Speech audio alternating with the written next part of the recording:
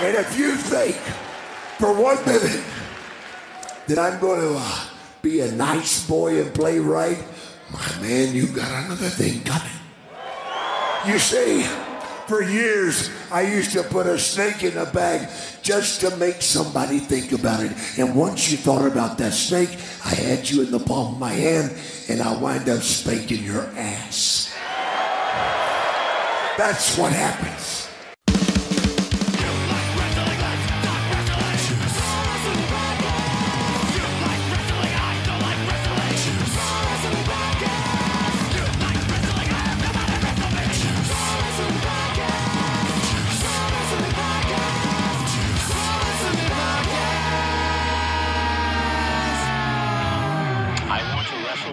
So freaking bad. Wrestle me. Welcome, everybody, to Juice Pro Wrestling, episode 99 and a half.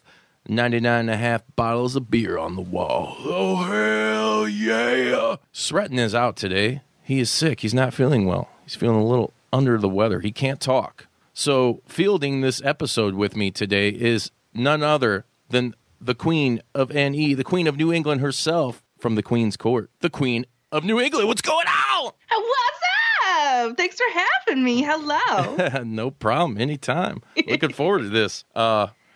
Me too. Yeah, I had a blast on your show, and now it's time to return the flavor, so to speak. So I hope you're ready for it. Oh, I'm ready. I was born ready. Hell yeah. And I'm so happy that you asked me to come on the show. We had so much fun. Yeah, it's going to be one hell of a time. So fuck all the bullshit. Let's get right to the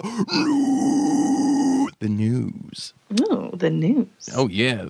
So this week in the news, we had Impact did some tapings in Atlanta. And I don't know if you heard about this, Queenie, but Scott Steiner was hospitalized after he passed out backstage. I did see that, and I was like, oh, my gosh. And then I know a bunch of the wrestlers and his friends were there with him at the hospital and giving updates and stuff. And, geez, that was, like, real scary. Yeah.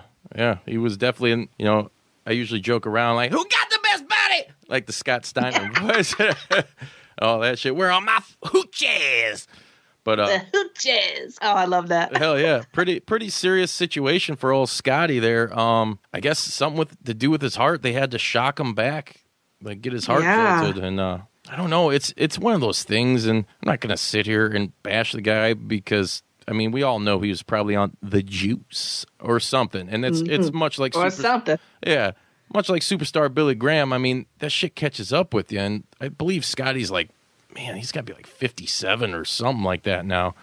Gotta be, right? Yeah, he's up there, and his age has really started to show here in the last several years. I mean, even when he gets in the ring now, he doesn't go up on. He still goes up on top, but he doesn't do the double bicep pose anymore. Just kind of shrugs his arms because he doesn't have the lock stops in the world. He ain't got him anymore. No, he doesn't. That time has passed. But man, I guess we could do the Steiner math and 99% chance and a 33% chance and 100% chance of prayers. Yeah. Send it out to that guy for a speedy recovery. Yeah, no shit. We're trying to do a little Steiner math ourselves on the road to Floyd Mania. I just was gonna say, you've been doing that for a little while. Yeah, a little while. So I hope you all don't get sick of it, and if you do, well, that's on you.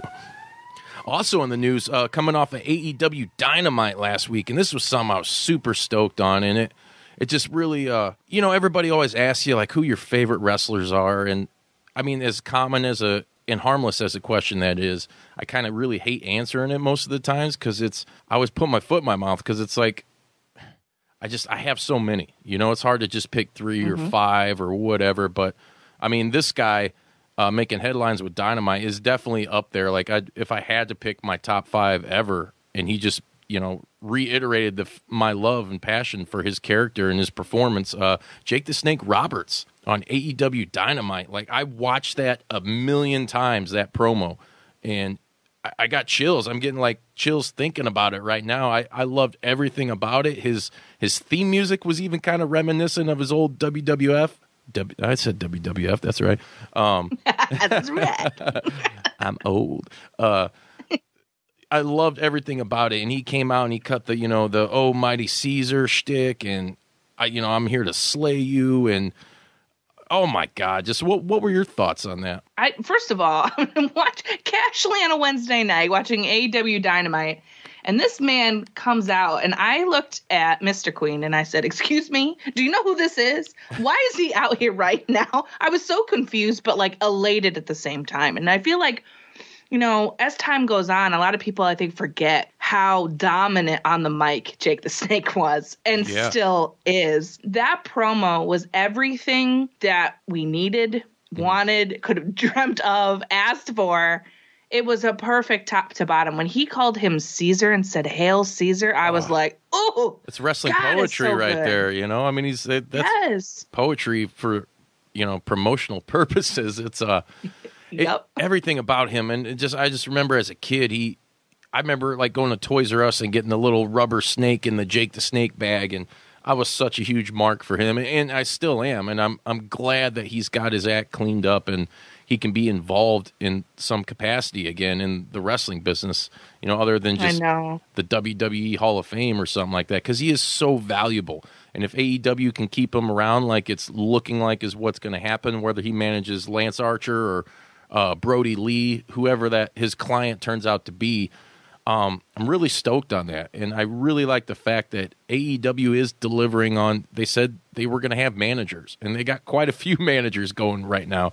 They do. And I like the way that they're utilizing them. Yeah. I like where Tully is. I like where Arn is. And I love when Jake was like that one trick pony Arn Anderson. Oh, yeah. Like, oh, here we go. And it really got me too. And you could just tell how much he loves the business and everything about it. When he got up to the ring and he's just like, he's rubbing those ropes and like smelling them and the turnbuckle, like it's psychology, you know. That's the stuff that gets you just enveloped, and especially people that grew up watching this guy that know what he's about and remember all the old promos and everything he used to do in the ring. It was amazing to see that got me super pumped before he even started to speak. I'm like, man, look at this dude, you know, like I can't wait to see what the hell he's got to say. And then he let that promo fly, and damn, by God. Oh, there it is. Because, listen, I'm not an impressionist person, and you do them so well. But let me tell you, I was over here like, good golly, I can't handle that. And it was the best part of that Dynamite episode, bar none. Bar none. I totally agree with that. And like I said, I watched it a dozen times, and I'll probably watch it a dozen more before Wednesday hits. So, yeah, same. Can't stop, won't stop. Yeah, that's right. But yeah, Jake the Snake, here's to you, buddy. Yeah, cheers. Kind of getting back into some AEW stuff. You know, talking about Scott Steiner appearing at these tapings and having troubles. Kylie Ray also appeared at these Impact tapings in Atlanta. She did. She did. It's going to be weird. I don't know if it's a good get for, it makes sense for them. She's got a lot of friends there. I don't believe she signed any kind of contract. It is kind of weird, though, if you're thinking, and a lot of people have speculated why she left AEW and whatever. I ain't going to spend any time on that. But I've met Kylie several times. I see her up here with Black Label and Warrior Wrestling and Freelance all the time. Super awesome girl. And she's become to Chicago wrestling much like what CM Punk was. It's just this, anytime she comes out, you always hear the fans like, Kylie is the best, Kylie is number one. Cha-cha. Y'all love her, yes. Yeah, but it's good. She's great in the ring. I think she's improved a hell of a lot, and she was already good. So it's cool, and if she does end up landing more permanently in Impact, that's a great get for them. But I was kind of surprised to see her, to tell you the truth, at the tapings. Yeah, me too. I was also surprised to see her Twitter reactivated, and I was like, "Oh shoot, here we are. Right? She's back. Yeah. She back and she better. Yep. That's great." And I'm stoked for her. She seems real happy when she came back after that little break and came back to the indie scene and making her rounds. And people were so happy to see her. And that I feel like is what truly matters. As long as she's at peace with herself, as she feels good to come back on Twitter and come back on social media and then to do things with Impact. I know she definitely has a lot of friends there. Tanel Dashwood just posted a picture of her, Kylie, and Jordan Grace earlier. You know, it's cool. She seems like she's surrounded by people that she, you know, admires and has friendships with. And if she lands there, it's a great get for them, like you said. A lot of interesting matches she could have. I would have loved to see her in AEW, but hey, if she's not happy, then that's that. Right. And you never know what the future holds. Maybe she wasn't ready. Like I said, I'm not going to speculate. I'll leave that to all the other people. But it's like you said, as long as she's happy, and if she does end up signing with them or, working with them more often than not, that just adds to which I consider the best women's division on for a major promotion in the States is Impact Wrestling. They are just stacked with talented, some of the best women in the business. I mean, if you're out there and you think I'm wrong, prove it. Yeah, that super stacked. I was also, and in you mentioning her coming back on Twitter, I'm glad you did because that was a little part of this too. It is awesome to see her back, and just keep it positive, people. Don't ask shitty, dumb questions, and play. Yeah, let her be. Let her be. Let her live a life. Speaking words of wisdom. Let it be. Yeah. Something else, excuse me, kind of surprised me. I saw Alex Riley was also backstage. Maybe just visiting friends. I don't know. It's been a while since I've heard anything about that man. Since he left NXT. What's your thoughts on that? I don't know what to make of that. I'm like, oh, okay, is he visiting? Like, what are we doing? What's going on? It's just not you're right. It's not a name that we've heard for a little bit. And I'm like, okay, with all these people like making random appearances at places, it's getting me kind of speculating more than I should. Right. 2020. It's crazy, isn't it? It's a crazy year. Crazy things to come. That's right. Kind of keeping with the Impact vibe for a little bit here. I heard something about them partnering with iHeartRadio. I don't know what that entails or what that's going to mean. Maybe they're, WWE's starting their podcast now. AEW's got their podcast. They're all trying to dip into our market, Yeah, they're trying. You bastard! They want to. Yeah, no. Hire some of us, okay? Yeah, right. They ain't got the juice We're already like out here that. doing the work. That's right. So yeah, I don't know what that entails. I saw that being reported, and I guess we'll find out more here in the future. Let's shift over to AEW news real quick. Last week, C2E2, and this is really interesting for all you video gamers out there.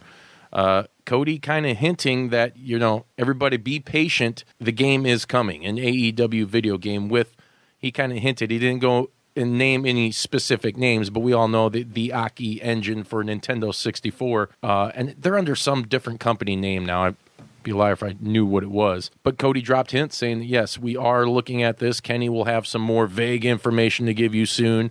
And they are looking for that particular style in that game engine. So I'm really super excited about that. Oh, me too. I can't wait. I'm just ready for a game that isn't made by freaking esports and glitches 25,000 times every time you try to play it. I'm ready for something better. Oh, yeah. Well, you got Retromania Wrestling, which is getting ready to drop too. And that's you can pre-order that, I believe, right now for Steam and Switch and coming for PlayStation 4 and Xbox. So hey, listen, that's what I want, a quality video game, and I know because of how big a gamer Kenny is, that is something that he would not accept. Oh yeah, he wants something that's great quality, fun to play, great graphics, and he's going to be all over that. And all those guys, and Cody especially too. I mean, he played those games. He's a gamer as well. I pretty much half of those people on that roster, or anybody's locker room nowadays, are gamers. What do you do in your downtime? That's what I do when I try to veg out sometimes. I'll get on some Call of Duty. I used to love playing the 2K series. And even back when it was just like WWE 15 or whatever, 14, and creating like those dream match scenarios and downloading all the badass creative characters and rings and stuff. And like you said, with how bad 2K... Did you buy 2K20? No. Oh. No, I did not. Good girl. Yeah, no. We're not going down that road. Yeah, right? I've been tempted when it's, I've seen it, like, I think recently it was the super ultra mega deluxe version. Yeah. It was on sale for like $25 or $30, something like that. And I'm like, should I buy it? And I'm like, no. Because I keep seeing that it's still all screwed up to some extent. And yeah, I don't know. I couldn't fork out money for that. So I know. I don't want to drop money on anything like that. And some of the games are good too. But the thing is that from the past couple of years with those games, they really haven't changed very much. Very much. So like, why am I going to buy another one? And then especially if it's going to glitch, nah. Well, at least for the better, they haven't changed. I mean, like they make the submission and the pinning system a little bit more difficult, which why do that? Don't fix something that ain't broken, or at least try to. Yes. That's the same thing. That's what any sports-oriented game. I kick myself every year because I love playing NBA 2K, and I haven't bought it like this year. I didn't even bother. It's the same damn game. Why can't we get a game much like UFC does, like every few years you put out an actual physical new game, and then you just keep providing updates. Yeah, I think that would be beneficial for them, but they screwed the pooch on this one, and I don't know, man. See what they do next time around, because they have a lot to redeem for, that's for sure. Yeah, for sure. Something a little more positive on a WWE note, for those of you out there that have the network. I watched this over the weekend, the FCW documentary. That's Florida Championship Wrestling, where a lot of today's top stars in WWE are Seth Rollins, Bray Wyatt, Sasha Banks, and the list goes on and on. I watched that. Have you had a chance to check that out? I saw a little bit of it last night after Chamber, and I have to tell you, I was super impressed. It's on my schedule to watch roundabout Raw, mid-Raw. If I decide to turn it off, I'll watch that. And it's so good. Like this is the story I feel like a lot of people have been wanting to hear, because a lot of that stuff isn't, I don't want to say it's not public. It's public, but it's not well known. Right. And I think people would really relate to that, gravitate towards that, especially those who love NXT and love the superstars to see, or love the story of seeing where the superstars were to where they are now. Yeah, and it is the precursor to NXT, and they touch on that a little bit. And as WWE, all their docs are really damn good. That's one of my favorite things about the network, other than going back and watching some old stuff on there, because I love the old like territories and like AWA, Mid-South Wrestling. I love watching all that old shit on there, but their documentaries are killer. I own a lot of them. Since they started doing them, I remember like the Road Warriors, the Jake the Snake. I have the Ricky the Dragon, Brian Pillman, Mr. Perfect. All those are really well done. I wish they would crank out some more, like on a regular basis, because they've had a couple of really good ones. Like they did a Mean Gene Okerlund one when he passed. It was like a short little 20, 30-minute one. And then they've had a couple of those here and there, but I think they really nailed it with this FCW one. So fans of NXT and fans of Florida Championship Wrestling, check it out. It's a definite must watch. Yeah, I totally agree. Just from the little that I saw, obviously you watched the whole thing, but from the little I saw, it's definitely something that you need to watch for sure. For sure. For sure, for sure. Yeah, so that's kind of all I got for news. You got anything on your plate? For news, man, the biggest one was Kylie Ray. So when we were going to talk about that, I was like, oh, we got to talk about this, because this is just such a nice thing to see. That was my biggest piece of news for today. I mean, the only other thing that's been going on is, like, who the heck is this Exalted One, man? Evil Uno keeps saying that he's not a liar and he's going to bring us to the truth, but I don't know. Oh, man, a lot of people are saying it's Matt Hardy. I know. I'd be cool with it. I think at this point, if it wasn't Matt Hardy, oh god, the backlash from fans would probably be horrendous. It's going to be pretty rough. AEW sucks. You guys are fucking lame. You lied to us. Like, hey man, come on. Oh my god, it's going to be crazy. Yeah. I can't wait for the reveal. I'm getting impatient about it. I know. Well, he put out that, he didn't, but AEW's Twitter put out today the picture of it's like a black background and Evil Uno's outline is kind of like smoky white. I did see that. And trippy. And then it appears to be some sort of bird or raven. Right. So that set people off. That was the biggest other piece of news that I saw today on Twitter. Yeah, but how could, maybe they're trolling everybody. I know they showed they're Raven. trolling us all. They could be. It very well could be, but I like it. I like to sit here and speculate. That's part of the fun. I think people get kind of lost in that sometimes. They take it too serious, Mm-hmm. It's like, just have fun with it. Wonder. And if it's not who you want it to be, great. If it is, great. Fuck it. Like, oh, well. Yeah. Oh, well, who cares? Because wrestling is supposed to be fun, and you want to be surprised, and you want to be, taken off guard sometimes. I think a lot of the times in our wrestling fandom, we get complacent. Yeah. And we get I just want what I want and screw everybody else's opinion. Well, fuck that. Yeah. Get it together. Yeah. Complacent, too smart for our own good, Yeah, it's way too smart for our own good. Yeah. Myself included. I gotta chill sometimes. Settle down, baby. I'm trying. But yeah, you're totally right. Like when Jake came out, that was out of nowhere. You know, I love that nobody, as far as I know, I didn't see any, speculation or wondering about him heading to AEW or anything. It happened, and it was a awesome surprise. Like stuff like that is what we need. Absolutely. I needed more in my wrestling life. I need it. Give it to me. Yeah, suck it to me, baby. Yeah. Another little piece, since we're talking here, and we'll finish up the news. The AEW, I thought it was going to be a pay-per-view, the Blood and Guts. But I guess it's a theme or the match, War Games match, essentially, that they're doing, I believe, in Jersey for Dynamite. And they announced the Elite versus the Inner Circle in that. Bring it on. They're going to go crazy. The only thing I'm mad about is that Mox isn't in the Elite, so he can't be involved, because I just want to see that guy in a War Games environment. Yeah. It's just me, but like, hello. Right. But it's so cool that like a lot of their booking and storytelling, it is kind of all over the place, and not really in a bad way. I mean, they've kind of fine-tuned some things. We've talked about that on the show in the last couple episodes, where people were pissed about the Nightmare Collective, and right. They listened. They've listened to the fans, which is a lot more than a lot of other companies have really been giving you, a lot of other major promotions. Not to say that there isn't some that do, but I really do feel like they make a valiant effort to cater to what everybody wants to see with, still doing what they want to do. Sure. So, super cool. I can't wait for that. I can't wait for, Dynamite, which will be on tonight. After Dynamite. Dynamite! It's going to be exciting. Let's go. That's right. I'm ready. So, I'm going to lay another segment on you real quick. All right.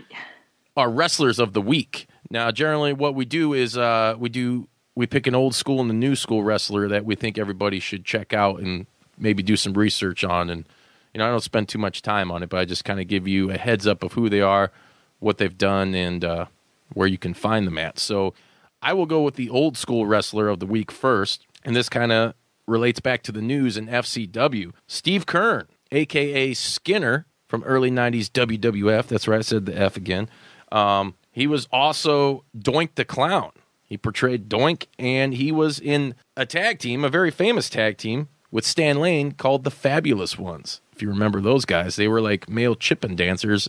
That's right, male Chippendales. That's right. Oh, yeah. And if you guys don't know, just Google the Fabulous Ones and look at all these amazing, weird pictures of these hairy-ass 80s dudes. And like the most... Funny. I don't even know what kind of predicaments or positions that they're in. There's some weird shit. It's funny though, but it's the kind of stuff I like. It reminds me of that old school wrestling, I remember seeing him when he was Skinner at WrestleMania 8. He lost to Owen Hart, and it was like really short match. I think it was like just a little bit over a minute. Yep. But yeah, I remember that character too, Skinner, when he came out. It was pretty cool. It was kind of, and he talks about that in the FCW documentary, because he was also the one that was the head of Florida Championship Wrestling that was training all these guys and gals that you guys adore so much now in the WWE. So yeah, Steve Keirn, check him out. That's a cool shout. I like that one. Yeah, thank you. Thank you very much. Well, you're welcome. Our new school wrestler of the week is... He's a local homeboy. He's going to be on the show on March 30th at 3 Floyds Floyd Mania. Matt Knicks. Matt Knicks has been on the independent scene now for about a decade, if not a little bit more. He is the creator of freelance wrestling. You guys can buy his merch at prowrestlingtees.com/Matt Knicks. He's done work with CZW, Evolve, Black Label Pro. He also hosts a podcast called My Violet Tendencies, which is like a vlog and a podcast, so you guys can check that out. He's also wrestled Cody on Dynamite a few months back, and they had the awesome chant, being like a Chicago guy, freelance wrestling chant on Dynamite. Was super. Wow, that's who that was. Yeah, that was Matt Knicks. Oh my God, so cool. Super cool, and I can't wait to talk to him. And I know he's done some interviews about it. But when we do the 3 Floyds thing, it's going to be really cool to just be like, hey man, like what was that like? you're wrestling Cody on Dynamite, essentially the modern day WCW, if you will. And I don't mean the bad end of WCW, but that's kind of how I look at AEW, especially with it being on TNT. It's just so cool. A guy like that, a Chicago dude, and just doing his thing and getting his company over too. Like getting the rub. It's all about the rub. It is all about the rub. Yeah. I think that's dope. I'm going to check this guy out. Yeah, he's super cool. He's a punk rocker too. He's in a lot of like pop punk stuff, and if you go look on his Instagram and stuff, he's wearing like Joy Division t-shirts, which I'm a fan of. So rock and roll. Yeah. And follow him on Instagram and Twitter and all that, as well as Freelance Wrestling and Freelance Underground, because you got to have the best of both worlds. Got to. You got to. So now is the time where we're going to turn it over to you. Oh, my goodness. Yeah, I'm going to kind of put you on the spot here, and we're just going to freestyle a little bit. Woo, woo. All right. So you kind of put me on the spot when you had me on the Queenie Suggests. And I did. I want to put you on the spot as far as everybody out there listening, kind of give them a heads up on where you're coming from in the professional wrestling world and the podcasting world, because you've been doing – how long you've been doing this, listening to your show and everything and doing the interview with you really got it going on as far as like your verbiage, your ability to communicate, and what you do that is super awesome is like, you had me on the show, you had the Get Cho guys on there, just helping out the hashtag wrestling community, which is so super fucking awesome. Just kind of give everybody an insight on where you came from, what you're doing, and all that good shit. Well, all right. Well, now that I'm blushing, but thank you so much. Surprised to know that Queenie is coming up on a 1-year birthday in April for Queen's Court. And the funny thing is that I was not into or thinking about podcasting in, 2018, even early 2019. I just wanted to be on wrestling Twitter. I loved this show called Smart to Death. Yeah. With Anthony and at the time Kyle, and Anthony and I are great friends and now. But back then, I just loved his show, and I randomly found it, and I decided, I wanted to join Twitter because they always were like, "Oh, follow us on Twitter and join our Discord and do all this and that." And I'm like, "All right, well, I love to talk wrestling, so." Maybe I just need people to talk about it with, because, Mr. Queen, he likes it enough because he loves me. So, like, I drag him to things. But I feel like that's how my old lady's the same way. God bless him, But I thought it would be fun to have a little community. And from there, I met all these awesome people. My best friend, JPQ, and I met Mags, who runs like 50,000 podcasts. I'm just kidding. He runs like 3, but he's amazing. And I just met all these great folks. And joining Twitter, and then I met this guy named Wilfred, and he was like, "Yo, I'm starting up a collective, a network of podcasts, and I want you to be on it.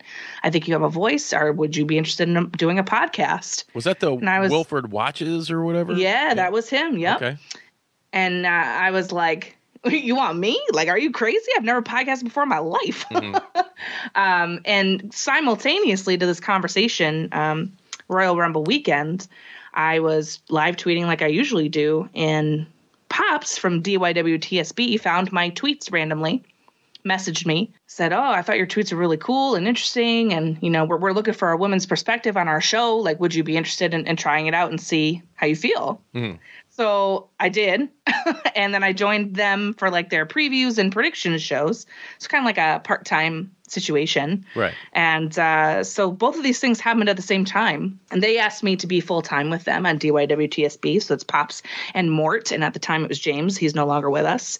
He left the show. I thought you meant he was dead. I was like, damn. No. No longer with the show. Like, no longer hanging out with us. All right. Oh, damn. That got real dark quick. I'm a death metal kid. I got to keep it dark a little bit.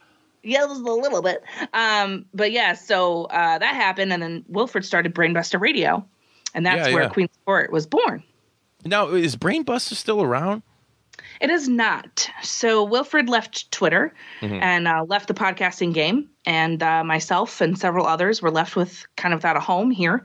Yeah. And we decided to go on our own, our own feeds and stuff like that. And luckily I had all my shows, so I just archived everything, put it on my own stuff. And I've been on my own ever since September. So it's been kind of crazy. It's been a wild ride, but I love Queen's Court. It took me about 10 minutes to come up with the entire concept for what I wanted to do. Which is crazy. As most good ideas do, right? They come to you quickly. Yeah. But then I forget them. Know. Yeah. So I came up with it, and I knew what I wanted to do, and I knew I wanted to be interactive, and I knew I wanted to just do things differently. Not only because I'm a girl, but also because everybody does review shows. And I think that's dope. Yeah. And, you and I talked about this when you were on Queenie Suggests with me. And I was like, I think that's great. And if you can do that and you will have all that knowledge and you can spit off all those facts, that's awesome. And I truly respect you. I just can't do it. Right. I can't do the news segments every week. I can't do a post-Raw show every Monday. That just wasn't my vibe. And while I love to review shows and I love to talk with people, I needed to find my own niche. So I tried to do things that are different. So I have Queenie Chats, which is every time I interview any talent in wrestling, whether that's in the ring or out of the ring or whatever. Then I have Queenie Suggests, which is kind of like my thank you to the wrestling community for giving so much to me. I just want to give back, and not that anybody needs me to do anything for anyone. I just want to. That's not true. I want to celebrate people's work. Yeah. You know what I mean? Yeah, we all need a helping hand. I'm going to call your bluff on that one. Right? Everybody needs to queen. No. Like, you know what I'm saying? Like, I'm not trying to be like, this is going to be great for you. Yeah, like you're going to just sign your life. I mean, your name on the contract. That's right. Just put your name on here. It's going to be fine. No. I just want to celebrate people's good work. That's all. Because so many people did that for me. Right. So that's where Queenie Suggests came out. And then I have all these other weird little series where I guide you towards different promotions. Or I've done a wrestling real world. I've done wrestling fashion and all sorts of really fun things. And I'm hoping to just continue to be a different female-led, female-produced show out here in this wide wrestling world. That's super cool. And you got to be different. We try to incorporate a lot of different things in what we do. And, like you're talking like the news, I like to do just a little bit here and there like we did earlier, just because that's what I hear. That's, when people listening to the show who may not be involved in Twitter and everything, at least they get some sort of taste of what's going on somewhere, and then they can absolutely, Juice said this, and this is where I can look it up. Let me find out about that, But like you said, to like go in super detail, which is awesome if you can do it, but I ain't the one. It ain't me, son. Believe it or not, I ain't got the juice like that. You got it plenty other ways, just not in this particular one. Yeah, right. So I mean, that's super cool. Like I said, everything you're doing. What would you say is like your favorite part about podcasting, though? Because you said you really weren't. You just kind of ended up getting thrown into it, pretty much, right? Yeah, kind of. Yeah, it wasn't something that I thought would ever be on my radar, and I don't know, just something about it clicked. As soon as something was presented to me, I was like, oh, like I could do that, right. I think. Right? I think I could actually do that. I've been in theater all my life. I love to perform. My day job, I talk to people all day long. So it's something I'm very comfortable with, is speaking to people, speaking in front of people. Right. So, and I love to interact. The best part of life is interacting with people. You don't have to do it all the time. You need your alone time every now and then. That's right. That's the best part, especially in wrestling. One of the best things and most coolest things about podcasting is the amount of friendships that I've formed, relationships that I've made, collaborations and partnerships, and just the fellowship, if you will, of being a wrestling fan. There's nothing quite like that. And it's super special to me. And that's been one of the most fun parts about podcasting for me. Oh, yeah. I totally get that. And I've came across some of those people, too. And, branching outside of, we also do the JP Dub podcast, which is more geared towards entertainment outside of professional wrestling, which I still, when we talk and do this show, I like to incorporate some of that stuff. And we're actually going to talk about a little bit of that here in a second. But some of the people I've interviewed and been able to forge and meet have these friendships with and network with, it's just been, like you said, it's so awesome. It's amazing, because I'm a guy that's like, I am pretty much introvert as much as I am outrovert, like, and outspoken and crazy and wild at the same time. I've told you I kind of have like this disdain for people because there's just so much negative shit going on. Yeah. And I think people don't really accentuate the positives as much as they should. Like at some point in life, people got to develop a fuck it button and just say, hey man, let's have a good time. Hell yeah. But to me, it really resonates, like coming from the metal community and, playing in my band and the type of music we've been doing for over 15 years now. There's a lot of parallels where I've met a lot of really cool people in playing music all over the country. And, pretty much at any time, if I wanted to go almost anywhere in the U.S. and even outside, that I've met and made some good friendships with these people that I could go stay anywhere, have a place to stay, And I feel like there's a lot of that starting to happen with doing the podcast and meeting some of these wrestling fans, as long as they're not the crazy Kathy Bates type of wrestling fans and want to time in. Yeah, we don't want them. I also don't want the ones that are like sliding in the DMs. Y'all can't. I can't hang with y'all. Keep your dick pics to yourself. I mean, hey, keep man. it to yourself, homie. I don't want to see it. Yeah, I don't even like looking at my own. Damn it. Trust me, Eddie. If I want to see it, I'll ask you. Okay. All right. We're all about consent here. Yeah, we don't want none. We don't want none. That's AJ Styles. Right. So another passion of yours, though, I guess maybe I'm jumping the gun saying passion, but you're a big metal fan, right?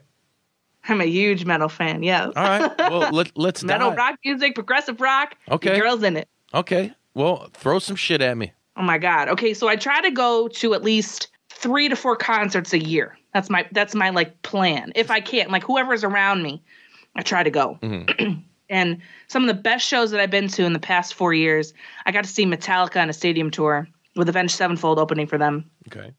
And it was, good golly, Miss Molly, the best experience of my life. Woo! Because it was 2 full fucking hours of Metallica. Hell yeah. Hard-hitting, nonstop. And it was the first time I've ever gotten to see them. And it was like the best thing that ever happened to me. It was so much fun. They're so incredibly amazing live, and they put on a show. Like, you pay to see them, but they give you every cent of money that you give them back in the performance. That's awesome. Yeah, so they were really dope. I've seen Iron Maiden. Loved them. They were like the best. And one of my favorite bands, Ghost, who's over there from Europe. They used to be called Ghost BC because it was some kind of copyright bullshit. Yeah, I've seen them twice. Yeah, actually, I've seen them several times. I love them. They were opening and for Maiden, and I was like, "This is like the best day of my life. I'm here. Let's go." Yeah, they were super cool. I think it was the first time I seen them. It was cool because they were still kind of that small band, that had a little bit of buzz. They hadn't, and then the next time I seen them, they'd already blown up, and they were good. Don't get me wrong, but it's like. You know what I mean? Sometimes when a band gets that big and you go to a show, some of that magic is kind of lost because you're like, man, there's too many fucking people here. I know. I hate that. I love seeing Ghosts in smaller venues. Last year and the year before, I saw them in like really tiny venues. And even the one with Maiden that they opened for Maiden, it was a pretty decently it was an outdoor venue. So we were in seats. We were a little closer. It felt smaller in that way. But I saw them literally in like a maybe 200 person allotment bar. It was the best. Yeah, it was the best. And seeing him come out in the Pope outfit, I was like dying. It was the best. Very awesome. So love them. I grew up on all that, and Pantera, Judas Priest, the whole 9. But now it's I don't know, like rock music has changed a lot, I feel like. And there's so many different offerings, but like some of my favorite ones right now in the progressive rock scene are, like Coheed and Cambria. And they're like one of my number ones. And my girl from In This Moment, they're fantastic. I love a girl who can scream and bring me to metal happiness. She's amazing. I don't know if you've ever seen them before, but she's on a whole other level. Nice. What about so you're talking about rock, like hard rock, any classic rock up in there or what? I mean, kinda. Sometimes. I guess it depends on what it is. Like, I'll always love Kiss and AC/DC and like, that whole vibe. And I don't know, like it's not as prominent for me, I'd say. Right. It's like some of it, but not all of it. How hard in the metal do you go though? Like what's like the most like, is there a point to where it's like, all right, this is too fucking extreme. I'm going to turn this off. I mean, like So you listen to Handsome Prick and you're like, cut the record.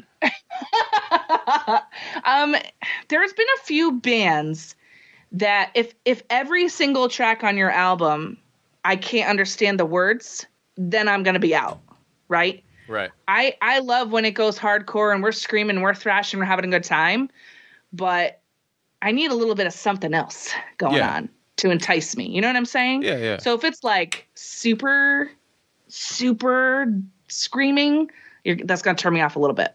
I'm sorry. It's okay. Damn it, Queenie, damn it!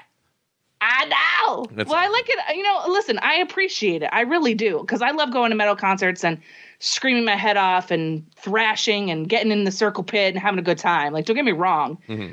But I have to really invest in that band and like learn what I'm listening to. Right. Because I want to connect. I want to understand what are we screaming about? What are we going all in for? Why am I getting sweaty and pushing myself up against this dude and throwing him back and he's going to throw me? You know what I mean? Yeah. Why am I doing that? Get me into what you're selling. That's all. What's the craziest show you ever been to? Oh my God. I saw this band called Blood Oath. Okay, yeah, I've heard of them. That was pretty fucking crazy. I almost died that night. Well, I'm only 5'7", which is tall for a girl. But when you're surrounded by a bunch of like over 6 foot, totally rocked out dudes, it's hard. Oh, it's hard out there. Yeah. It's hard out there. That was pretty crazy. And then I went to a rock fest, 5 Finger Death Punch Bullet for my Valentine, Slipknot, and somebody else who I can't remember right now because I was drinking a little too much at that event. But that was pretty crazy. There's a lot of things that I saw at that concert that does like, triple X. Maybe showing a little bit of cleavage out there. Yeah, dig it. I think it might be a little more than that, but yes. Oh, God. Oh, God. Yeah, that was pretty wild. And one of my friends is trying to get me to go see a whole bunch of like these local people that he's been like, check this person out, check this person out, check this person out. Right. I'm always down to see new shows and new bands live. Mm-hmm. I love live music. Nothing is better for me than that. Yeah, it's fun. It's I know getting up there. It's a good time. Yeah, the energy and everything. It's great. Especially if people, there's been a few times in various bands that we've been in where we played in front of like 2 people and we still rocked it like it was 1,000 plus or whatever, and it was still fun. It kind of sucked when we were done because it's like whatever. I think one old man was there and he's like, yeah, these fucking guys suck. But whatever, it's everybody's opinion. You're allowed to have it. Yeah, you're allowed to have it. Yeah. You could be wrong, but it's all right. You ever dig on any old school like hip hop or gangster rap, any of that? Hell yeah. Okay, so fun fact about Queenie is I like to rap other people's songs. Yeah. So, I do love me some hip hop. I do love me some R&B.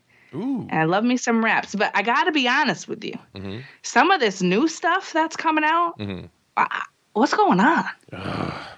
I'm hearing it and I'm like, this one guy, my friend's kid, showing me this new thing. You got to listen to this. And I'm like, okay, let's listen to it. And this guy starts mumbling. I'm not kidding, mumbling. Oh, that was Little Mumbles. What is this? What are these mumble rappers doing? Yeah, Mumble Stiltskin. Yes, why? He's like, yeah. I'm like, that's not even words. That's just, I don't know what to call that. It's not humming, but it's like, I don't know. They let the syllables go where they may, I guess. Right. Yeah, the new school. I don't get it. New school hip hop. I mean, and don't get me wrong. You have to maybe dig a little bit. There's some good stuff out there. There is some good stuff out there. I agree. But they're hidden though. Yeah. But it ain't the same as it was. I ain't gonna lie to you. I go back and rock all the classic shit because totally down with like Eazy-E's like one of my favorite, like NWA, yes. The whole thing. When we end the show every week with "Wet 'Em Up," I mean that's shout out to my boy Eazy. You know, the Ghetto Boys back in the day. I love that shit. And like Bushwick Bill, like here's this little midget, this gangsta-ass midget talking about he's going to kick your ass if you pick him up like a child, you know? Like, it's funny, but it's hard, you know? And they had some really dope-ass beats, too. Like, a lot of people don't realize, like, go back and listen to this, like, do it like a Geo, old school Ghetto Boys, and, like, those beats just hit fucking hard as fuck. Like, ain't nobody today going to fuck with that. Nah, not even close. Yeah. Not even close. Not even close. I told my friend's kid, I said, listen, like when you're old enough, here's what I want you to do. When your mom says it's okay. Yeah.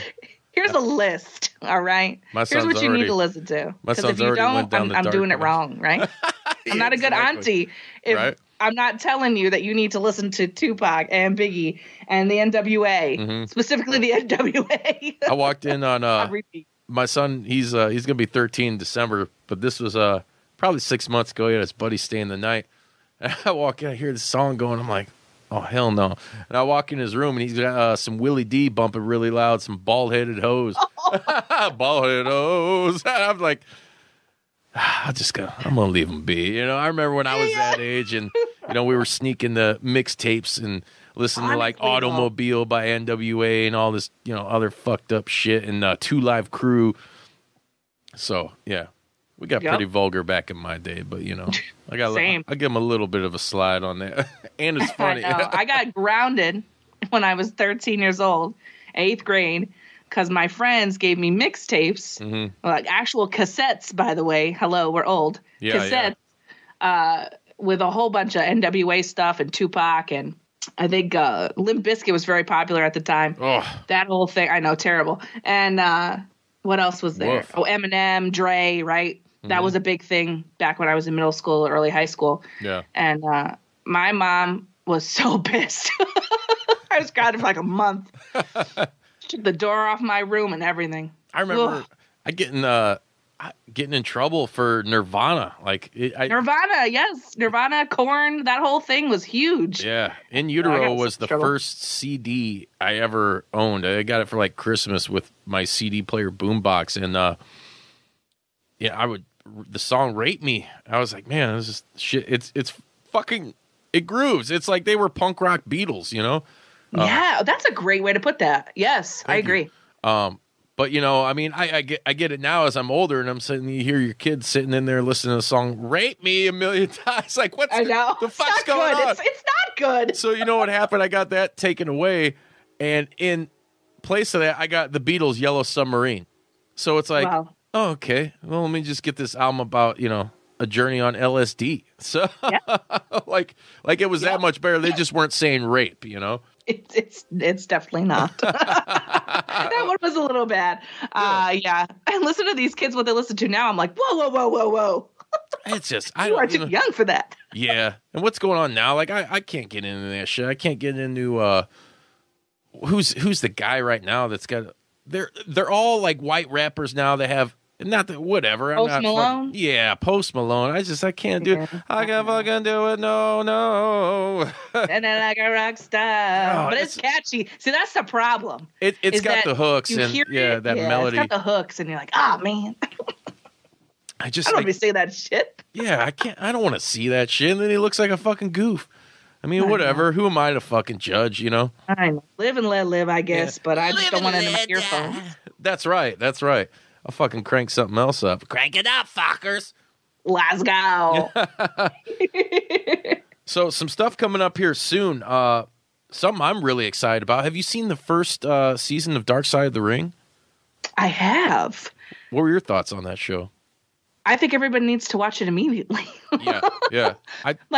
That's how I started to watch it, right? Because when I saw everybody on Twitter like raving about it, and someone's literal tweet was, watch this immediately. And I was like, you know what? I'm gonna. And now that's my message back. Yeah, it's great. They're coming out with another one. Yeah. That's March 24th, 9 p.m. Eastern on Vice TV. Season 2. Season 2, they're going to be covering subjects like Dino Bravo, Jimmy Snuka and his girlfriend that he supposedly didn't murder, New Jack and the mass transit incident. You got the Road Warriors, Owen Hart falling to his death, the Brawl for All, Chris Benoit, which I know. Oh my God, I know. I'm like, tentatively looking forward to that. That sounds fucking terrible. But not really. I don't know. Like, I want to understand. I'm always that girl that, like, I need the information. Like, I just need to understand what's going on. It was, I had Johnny Swinger on from ECW, and he's currently in Impact on an episode. So make sure you guys go back in the archives and listen to that. And we spent a little bit of time talking about Benoit because he was around him, you know, and he had some inside perspective on that, and it was really cool to hear. And it's still to this day, and what I wouldn't say it pisses me off, but what's kind of irritating is you see the tweets now, and it's like, well, does he deserve, since time has passed, does he deserve to be in the Hall of Fame and all that? And it's like, no, man. Like, no. Look what he did. Do you think time has passed for you? You weren't any way involved related to the situation other than being a fan. Right. Right. How has time passed for the family and all this? I know, like, Chris Van Vliet had Benoit's other son. Was it David Benoit? David Benoit, yeah. And I'm sure it's still weird for him. You know, I mean, that put any of us in that situation. You know, if we were like a family or something, that would be that's some scarring ass shit. And absolutely. It was just like out of nowhere. Like, I'll never forget the day it happened, and we're all sad and upset. It's like, oh shit, Benoit, you know. And then the real story comes out, and it's like, what the hell? I know. It's unbelievable. It's unbelievable, that story. Yeah. So, I mean, this Dark Side of the Ring series, I'm super stoked about it. Season 2 is going to be a blast. Yeah, I'm looking forward to it. It's going to be good. It's going to be some good really stuff. Good. It was great. Season 1 was great. Oh, yeah, I love it. So many things. The Last of the Von Erichs, I think, was probably one of my favorite episodes. It's so damn good. Other than the Montreal Screwjob, of course. Because obviously. But, I mean, because everybody loves getting screwed in Montreal. I mean, yeah, you love Canada, eh? Hey, what you talking about, you hoser? I love. Actually, it's Montreal, so we should speak en français. Oh yeah, it is. Yeah, shout out to our homie PCO. Hey, what up? What's the? There's a really good Canadian comedy TV show out called Letterkenny. You ever watch that? No, I haven't. Is it good? Oh, it's amazing. To me, it's like the modern day, like Seinfeld, just maybe a little more edgy. And what's cool about Letterkenny, there's a bunch of episodes where they just whip out like wrestling stuff, and they're talking about like wrestling shit, and you're like, did I just hear that? Like, what the hell? It's really, really funny. Do you have Hulu? I sure do. Oh, check it out. Check it out All right, tonight. Start it. You will laugh your ass off. I do love to laugh. We all do. Yeah. Give me the laughter. Something else coming up though, Queenie. ROH presenting the Pure Excellence tournament, where they are bringing back the Pure Championship, which hasn't been around since I think 2006 or some shit like that. Night 1 takes place April 10th. Night 2, obviously, April 11th. But they got guys, and this is what's so cool about, Marty Scurll being a booker, and maybe he was a part of this happening and becoming a reality. You got guys like Jonathan Gresham, Doug Williams, Alex Shelley, Rocky Romero, Mark Haskins, Slacks, Tracy Williams. You got Marty Scurll, obviously, Fred Yeehee, Yuji Nagata. Come on, Yuji Nagata, Jesus. Joe Hendry, Dalton Castle, Ren Narita, Josh Woods, and Tony Deppen. Deppen, however you want to say that. Deppen. Tony Deppen. He's the fucking man. He is. He's awesome. He was just announced as being a part of this tournament, which is super fucking cool. So I'm glad to see ROH kind of getting their footing back, because there's a little bit of time here recently where it's like, man, after, the Elite and everybody left, I think it was really more the fans kind of, and there was some bad booking, some bad shit going on there too, don't get me wrong, but I think a good chunk of it too was also fans just left with, once the Young Bucks and everybody left, they're like, oh, well, fuck this. Exodus. They went downhill pretty quickly after that whole thing, and there's a lot of drama with them, and for a little while, what they did to their, little Miss Kelly over there, that was not cool. And no, not at all. Lots of stuff, and I will say there are some things I am looking forward to. It seems like they're getting back on track, and I don't know if that really has to do with Marty or not, but I'm pretty happy about it. Yeah, it's super cool to see them doing some work with NWA, and the New Japan thing is still a thing. Yeah, still a thing. I think it's good because there's a lot of talent in Ring of Honor, and I don't think all that drama isn't really on them, you know. And I'm glad that they get to still do these collabs and still do these partnerships, and you know, brings them to the forefront. I think that's awesome. Yeah, and they're a company that's been around, you know, the same amount of time as Impact. They started the same year, I think, 2002. Yep. They have a great lineage there, and a lot of WWE's top talent came from Ring of Honor. You ain't lying. And not just WWE. There's people sprinkled throughout everywhere that came from Ring of Honor. So, I mean, it's just about time people stop shitting on it and just start watching it.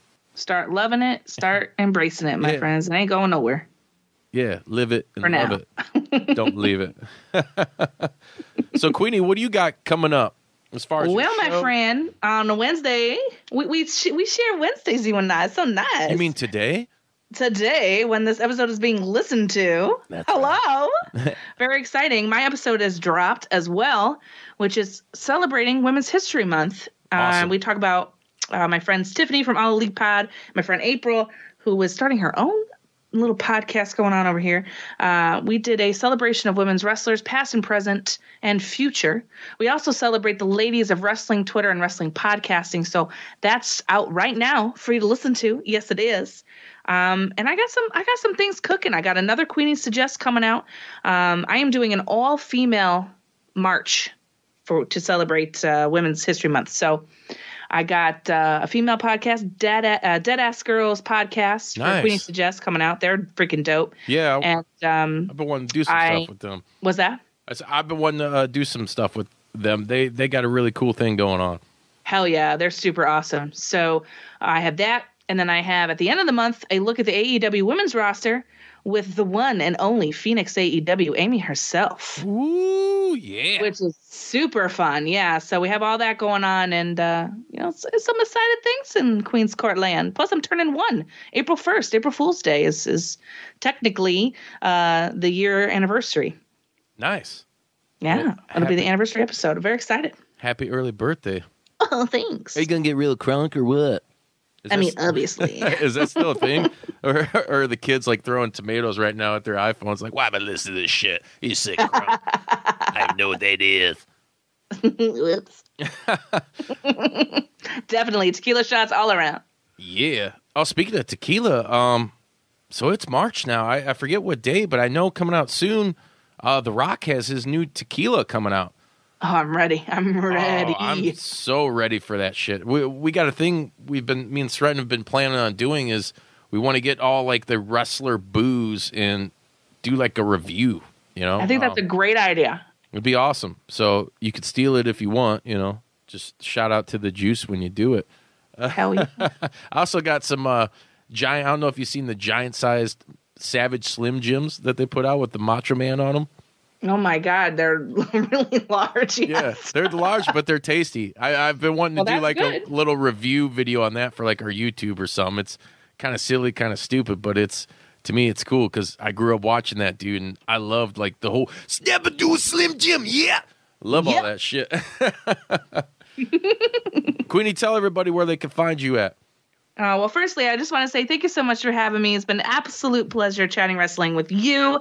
And y'all can find me at The Queen of Any on Twitter, at XTheQueenofAny on Instagram. And wherever podcasts are found, you can find my show, Queen's Court, and the other show I'm on, DYWTSP, with Pops and Mort, honey. Look it up. Join the fun. Queenie's awesome. Join the queendom. Hell yeah, that she is. And everybody else out there listening, find Juice Pro Wrestling, Instagram, Facebook, Twitter. We're on all that shit. YouTube, jpdub.com. Every Wednesday, you got the Queen and the Juice coming at you with that knowledge, with that humor, with that passion, with that charisma. And you can't take it away because you can't teach that. Queenie, I'd like to thank you for coming on, and I hope we can do this again sometime. I had a fucking blast with you. Same. Anytime. Let's do it. Hell yeah. Anytime, yeah. Woo! Party time, baby. I'll bring the tequila. Yeah. You bring the band, and we'll have a good time. That's right. Yeah, and everybody out there listening, be ready. March 30th, we'll be live at 3 Floyds Brew Pub with Eric and Steve from Warrior Wrestling and Matt Knicks. Yeah, that's right, our wrestler of the week, Matt Knicks, the creator of Freelance Wrestling, the guy who wrestled Cody. Yeah, ProWrestlingTees.com/Matt Knicks. He will be live and in color, in living color. I had to throw that in. Love it. I love that. Yeah. Let me tell you something. Too bad my my video went out. We had like a little power surge here when we were recording, so no one saw my Fire Marshal Bill, which is very exquisite. But anyways, you guys, March 30th, 3 Floyds.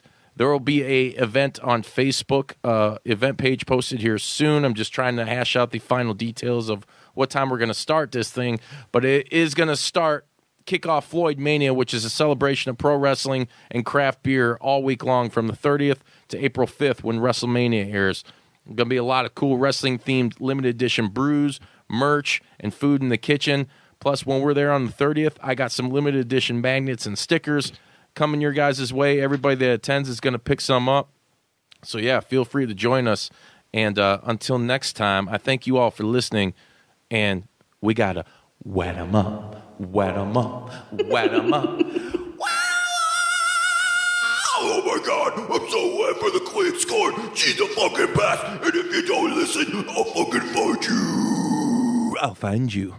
I love it.